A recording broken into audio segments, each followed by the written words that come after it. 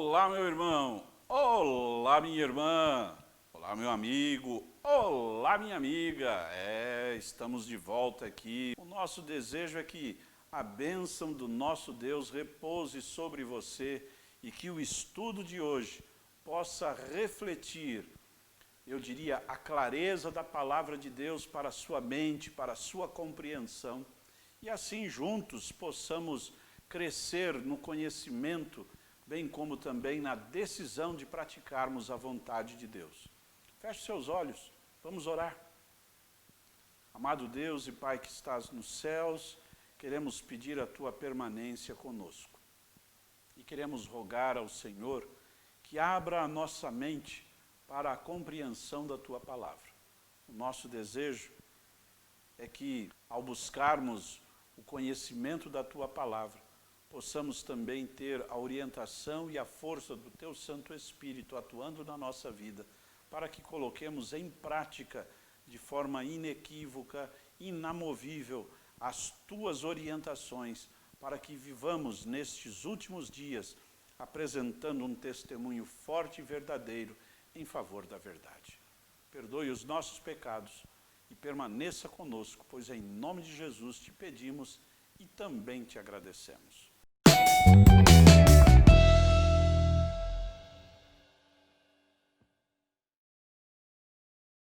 Meu irmão, que prazer podermos mais uma vez estarmos aqui para conversarmos a respeito da palavra de Deus. Já apresentei por 2 oportunidades uma das doutrinas da Igreja Adventista do sétimo dia. E hoje eu quero apresentar e concluir aí, eu diria, este período em que estarei, ou que estamos analisando, a respeito da lei de Deus. Então, hoje, nós queremos apresentar de forma, eu diria, bem objetiva, aquilo que a palavra de Deus nos apresenta sobre a lei no Novo Testamento. Em outras palavras, para você entender, nas 2 prédicas anteriores, eu falei sobre a lei de Deus apresenta em sua essência o caráter e os atributos que Deus possui.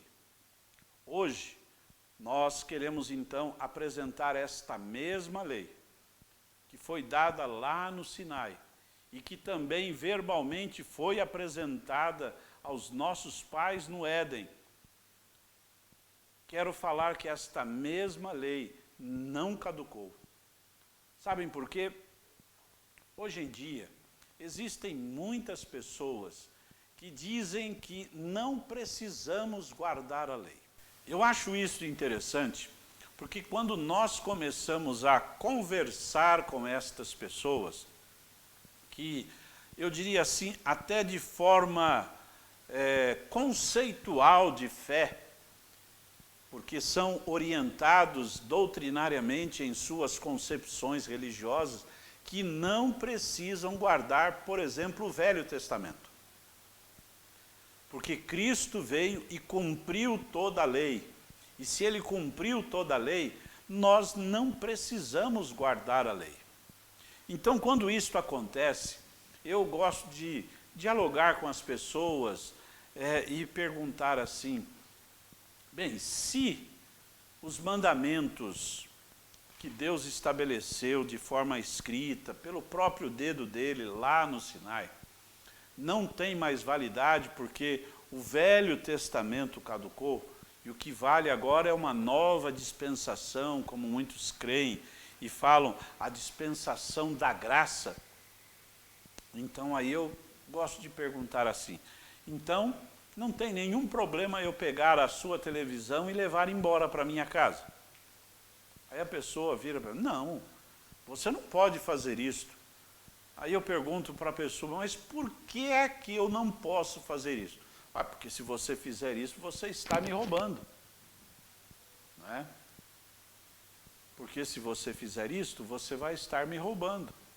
Então, a pergunta é, mas aonde é que você sabe que eu estou te roubando?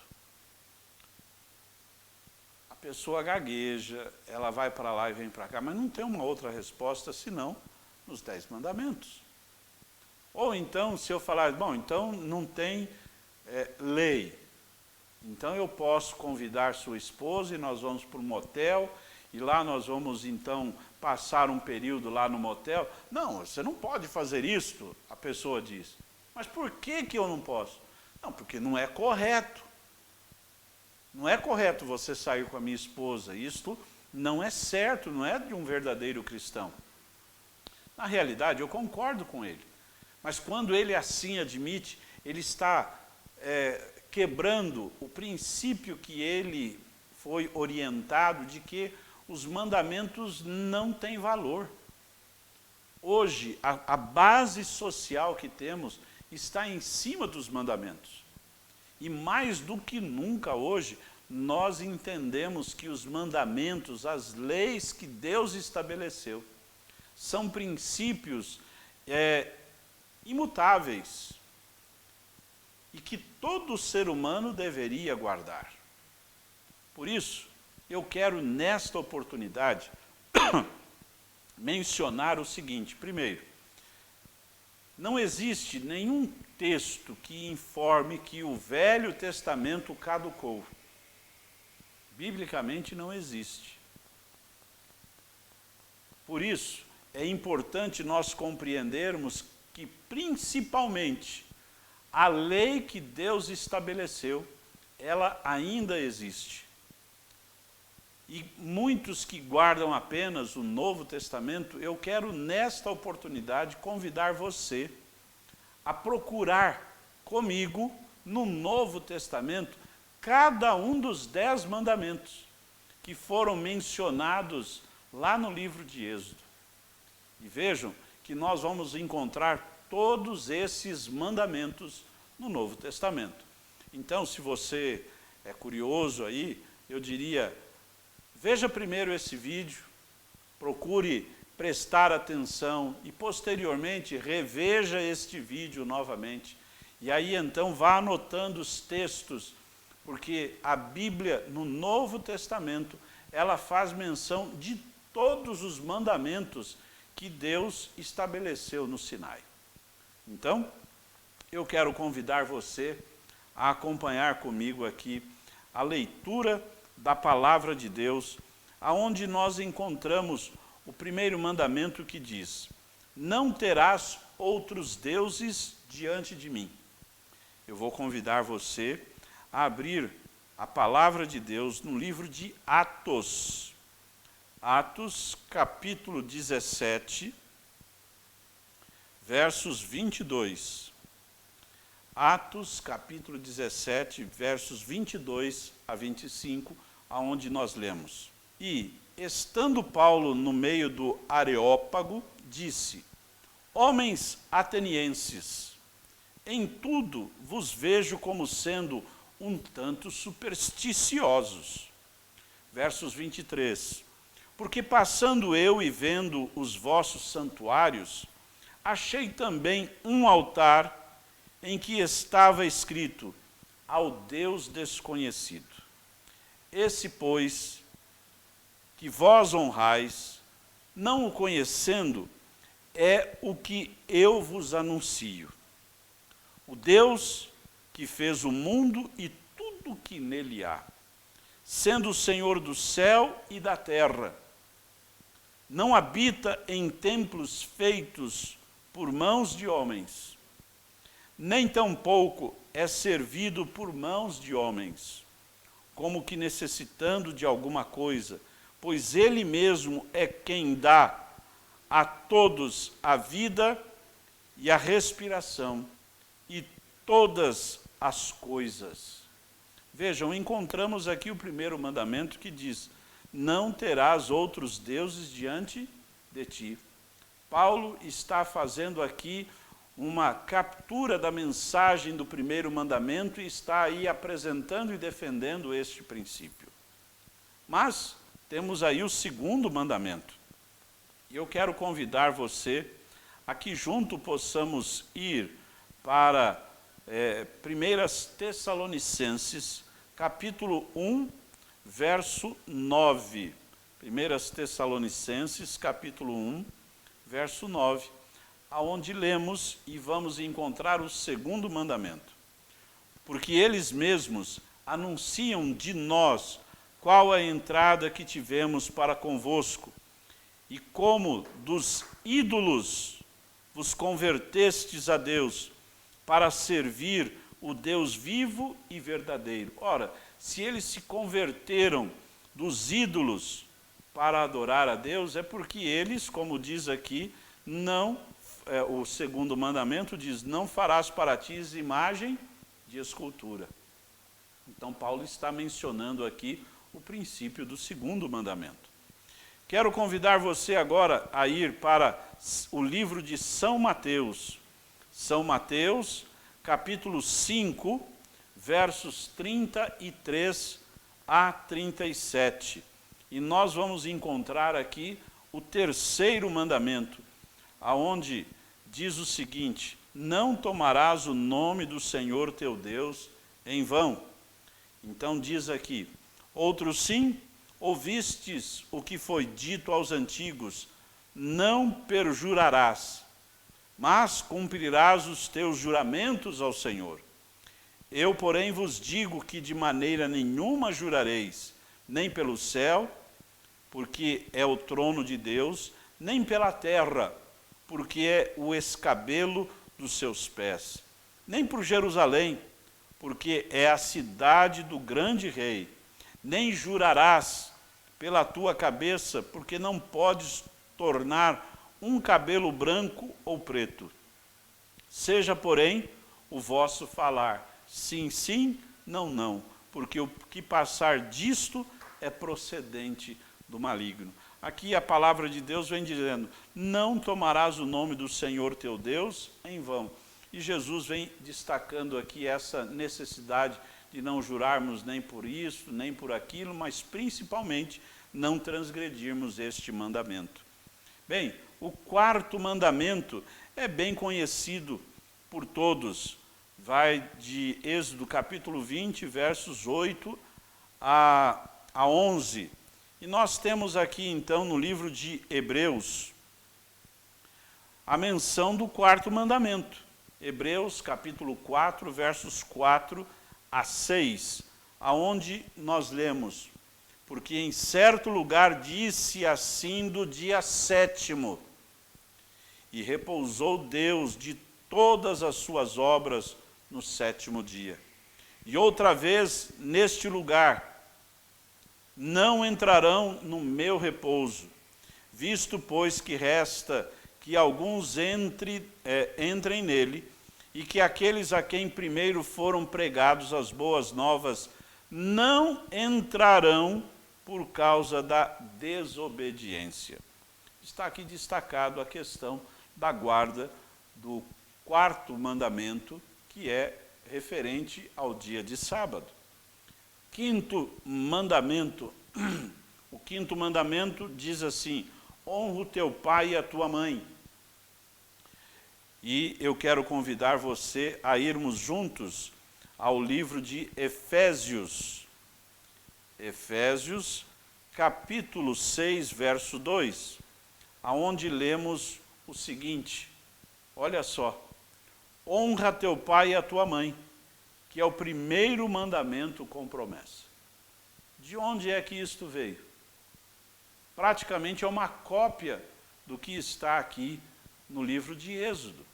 E está no Novo Testamento. Bem, mas não fica só por aí. Temos então aí o sexto mandamento, aonde é dito, não matarás. E nós encontramos em Mateus capítulo 5, versos 21, a menção desse mandamento. 5, verso 21, aonde nós lemos, ouvistes o que foi dito aos antigos? Não matarás, mas qualquer que matar será réu de juízo. Ora, o próprio Senhor Jesus está fazendo menção daquilo que foi dado lá no antigo Israel, lá para Adão e Eva. A pergunta é, como é que eu posso dizer que o Velho Testamento caducou e que eu não preciso guardar a lei, se o próprio Senhor Jesus está dizendo que eu não devo matar? Porque qualquer que matar será réu de juízo. É uma ênfase clara em relação à guarda dos mandamentos. O 7º mandamento diz assim, não adulterarás. Neste mesmo livro, neste mesmo capítulo, eu quero que você vá agora ao verso 27. Novamente é Jesus quem está dizendo. Ele diz, ouvistes que foi dito aos antigos? E ele então diz, não cometerás adultério. Ora, aqui está relatando exatamente o que está em Êxodo, capítulo 20, verso 14. Mas não ficamos só por aí, temos aí o 8º mandamento, que diz, não dirás falso testemunho contra o teu próximo. E eu quero convidar a você para que juntos possamos abrir a palavra de Deus no livro de Romanos, Romanos capítulo 13, verso 9, nós encontramos aqui a referência no Novo Testamento ao que encontramos no Antigo Testamento. Não dirás falso testemunha contra o teu próximo. E veja o que diz o verso 9 de Romanos, capítulo 13, verso 9.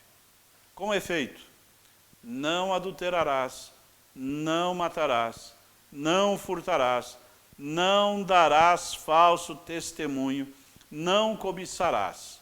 E se há algum outro mandamento, nesta palavra se resume, amarás ao teu próximo como a ti mesmo. Então, estamos vendo aqui o resumo, como Paulo aqui apresenta em Romanos, que eu não devo matar porque é amor ao próximo. Eu não devo adulterar porque é amor ao próximo. Eu não devo roubar porque eu respeito os bens do meu próximo. Eu não devo dar falso testemunho porque eu não devo denegrir a imagem do meu semelhante. Por isso ele diz, o resumo disso é amar ao teu próximo como a ti mesmo. Então o resumo desses mandamentos está na ideia de que eu devo respeitar ao meu próximo. E temos agora o 9º mandamento, que diz, não cobiçarás a casa do... desculpe, eu antecipei aqui, mas o 9º mandamento tem a ver aqui com o falso testemunho, né? O outro era, não furtarás.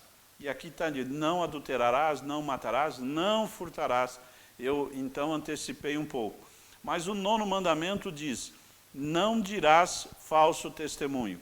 Vamos em Marcos, no livro de Marcos, capítulo 10, Marcos, capítulo 10, verso 19, aonde nós lemos, tu sabes os mandamentos, não adulterarás, não matarás, não furtarás, não dirás falso testemunho, não defraudarás a alguém, honra o teu pai e a tua mãe.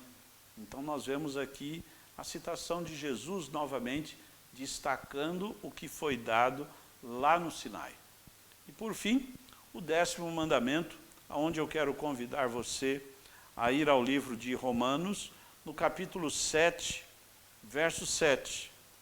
O 10º mandamento diz, não cobiçarás a casa do teu próximo, não cobiçarás a mulher do teu próximo, e assim por diante.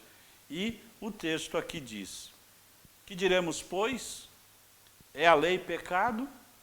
De modo nenhum. Mas eu não conheci o pecado, senão pela lei. Olha que texto interessante e importante. Como é que eu sei que eu estou fazendo a coisa errada? Como eu disse, estou levando a televisão do meu amigo, estou saindo com a mulher do meu amigo. Como é que eu sei que eu estou errado? Diz aqui o texto, mas eu não conheci o pecado, senão pela lei. A lei é que me apresenta de forma clara o erro que Deus não quer que eu faça. E diz aqui, porque eu não conhecia a concupiscência, se a lei não dissesse, não cobiçarás. Então aqui está expresso o 10º mandamento. Sabe, o evangelista Spurgeon, certa vez, ele foi à residência de um amigo em uma fazenda. E enquanto ele estava ali conversando com o amigo, conhecendo ali a localidade, ele verificou que em cima de um celeiro continha ali um catavento, né, que fica rodando, e dependendo da direção do vento, ele então vira, né, ele vai para um lado e vai para o outro, para captar de onde vem a força maior do vento. E o interessante é que o Spurgeon, o grande pregador batista, ele conseguiu visualizar neste catavento que estava escrito o seguinte: Deus é amor. E quando ele viu isto, ele então se dirigiu para o amigo, né, porque ele ficou bastante curioso com aquilo, e por fim ele acabou perguntando ao amigo: amigo, você acha mesmo que o amor de Deus é tão instável como o catavento que a cada momento está mudando de direção? O amigo deu assim um sorriso, né, e respondeu de forma taxativa para Spurgeon: não. Na realidade, disse ele, né, na realidade, eu creio que Deus é amor, seja qual for a direção em que possa estar soprando o vento. Olha que lição maravilhosa esta. Não importa qual a direção ou a força do vento, o importante é que eu sei que Deus me ama e que Ele me deu os seus mandamentos, não para tolir, para impedir os meus passos, mas Ele me deu os mandamentos para que eu possa seguir na jornada com passos firmes, coerentes, corretos, sem titubeio, porque Ele deixa bem claro o que eu e você, como verdadeiros filhos de Deus, devemos realizar no nosso dia a dia, no nosso proceder, seja no relacionamento com Deus, não tendo ídolos, não tendo outras coisas que possam impedir o meu relacionamento com Deus. Vou guardar o sábado, porque este é o dever do ser humano, se relacionar com Deus. Mas também vou respeitar o meu próximo, não adulterando, não matando, não furtando e assim por diante.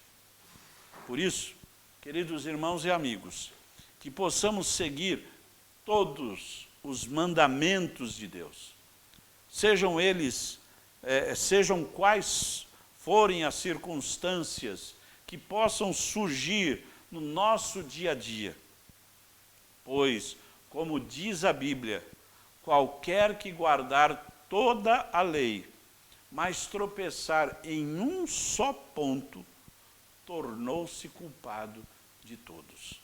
E quando a gente vai para Apocalipse, a gente verifica ali que na Nova Jerusalém ficarão de fora os feiticeiros, né, os adúlteros, os idólatras. Novamente vemos no Novo Testamento a menção do que está na lei, dizendo que estes que assim agem não vão entrar no céu. Por isso, meu irmão, por isso, minha irmã, preste bastante atenção e tome muito cuidado, porque você deve entregar a sua vida ao Senhor, para que Ele possa fazer o melhor, para que você, bem como eu, possamos estar um dia com Ele, ouvindo o convite: bem-estar, servo bom e fiel, vem para o gozo, vem para a eternidade comigo. Esse é o meu desejo para você, que juntos possamos continuar a nossa jornada, mas com a consciência, eu diria assim, tranquila, devido à clareza do amor de Deus expresso nos seus 10 mandamentos.